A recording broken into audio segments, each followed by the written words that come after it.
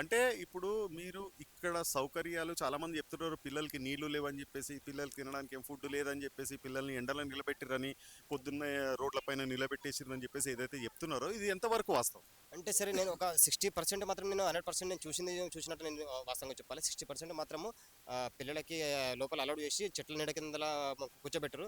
కాకపోతే వాళ్ళకు టాయిలెట్స్ ఎళ్ళడం గానీ, లేకపోతే ఫుడ్ సౌకర్యం గానీ అవి మాత్రం లేవు. నీళ్లు కొంతవరకు ఒక 50, 50 అరేంజ్ చేసిర్రు నీళ్ళైతే తాగడానికి. అంత మాత్రం బాగుంది. అంటే 50-50 అరేంజ్ చేసిరంటే సరిపోతాయి అవి? అంటే ఇప్పుడు నేను అదే చెప్తున్నా మీకు.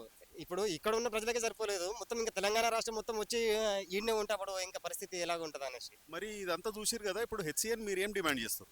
నేను హెచ్‌సిఐకి నేను చెప్పేది ఏంటంటే జోన్‌ల వారీగా ప్లస్ మండల కేంద్రాల వారీగా, జిల్లాల వారీగా ఎక్కడి వరకు అక్కడ ఆహ్, ఈ వాళ్ళకు ఇచ్చేస్తే వాళ్ళ అనుభవం వాళ్ళ ప్రతిభ అక్కడి నుంచి బయటికెళ్తది.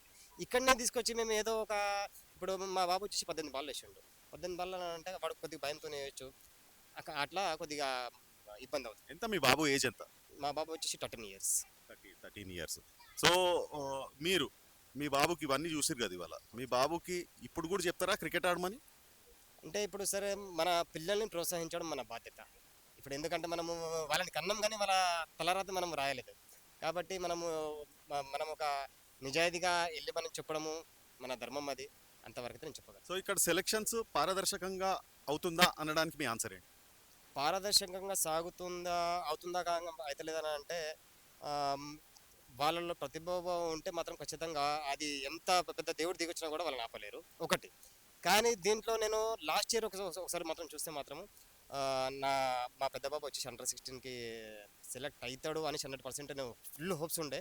అయినప్పుడు కూడా కొద్దిగా అంతర్గత రాజకీయాల వల్ల కాలర్‌లో వచ్చిన వాళ్ళకి ఏదో డబ్బులు కూడబెట్టుకొని అది చేయడం వల్ల నా పెద్ద కొడుకు వెనక్కి అయిపోయాడు.